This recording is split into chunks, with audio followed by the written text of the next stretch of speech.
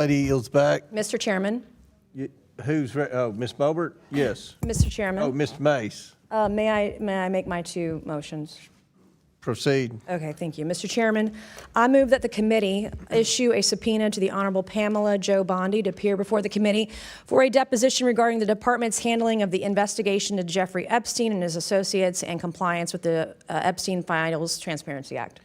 A motion has been made. The committee will hold this motion in abeyance until the end of today's hearing. The committee will now proceed with today's hearing. Mr. Chairman, I move that the committee issue a subpoena to the Office of Congressional Workplace Rights for the awards and settlements paid pursuant to Section 415 of the Congressional Accountability Act prior to December 12, 2018, with only redactions allowable for the personally identifiable information of victims, alleged victims, and witnesses. Thank you, ma'am. A motion has been made. The committee will hold this motion in abeyance until the end of today's hearing. Mr. Chairman, I seek unanimous consent. Oh, Mr. Chairman, can I have one thing before? Chair recognizes the ranking member. Thank you. No, we'd just like to see Mrs. Mace's motions in writing, which would be great. Okay. Now, before I recognize Ms. Lee, do you have Ms. Randall? Thank you, Mr. Chair. I ask unanimous consent to enter into the record a December 11th, 2025 article from The Guardian titled, "Somalis Are the Scapegoat. Fear Rises as Trump Targets Minneapolis Community," which describes the Trump administration's xenophobic attacks. Thank you. That objection's ordered. Chair recognizes Ms. Lee from Pennsylvania. Thank you, Mr. Chair. For the past few months, Democrats on this committee and in the Senate have been holding hearings on the unconstitutional actions of the Trump administration. So we've heard from, in that time, whistleblowers, industry experts, and survivors of abuses of federal agents.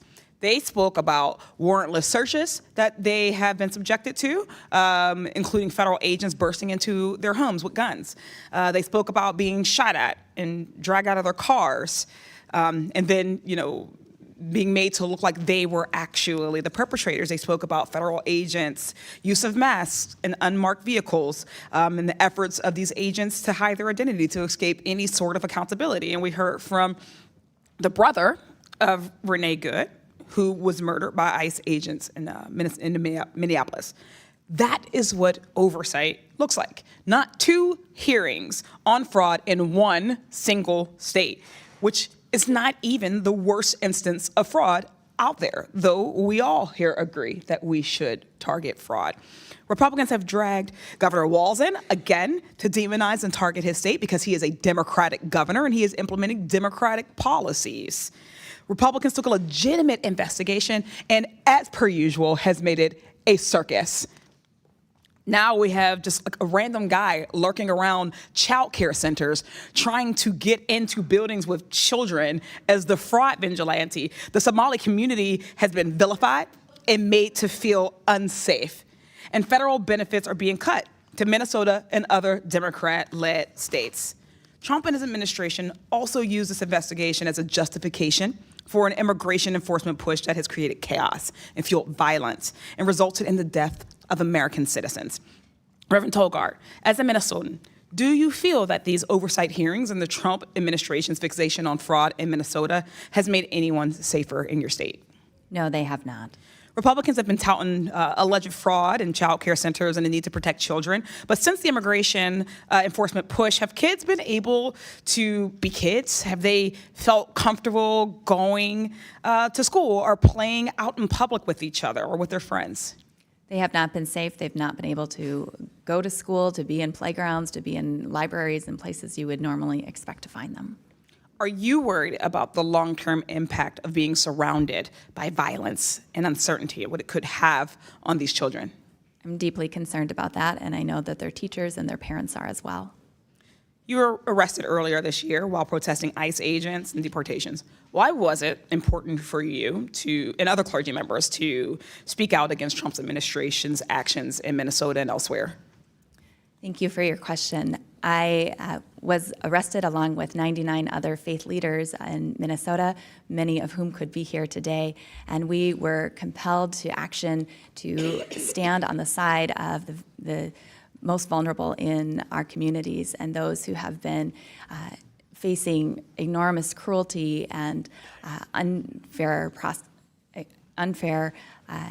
actions on the hands of ICE, and we needed to stand alongside them, as have many others in our faith traditions in history. We stand along with that great cloud of witnesses. I want to thank you for coming in today and for, of course, having the courage to stand up to the attacks against your community. This, as we can all see, was never truly about fraud. It is a part of a greater effort by Trump and Republicans to gut social services, roll back civil rights, to villainize and make others out of people who they don't want to have and enjoy the same civil liberties and rights as others in this nation. They want to strip away, and have been stripping away, healthcare and education, childcare funding that millions of people rely on. This investigation and these actions have only been used to harm, not to help people. And rest assured, this will not stop in Minnesota, just as it didn't stop in Chicago before that or LA before that.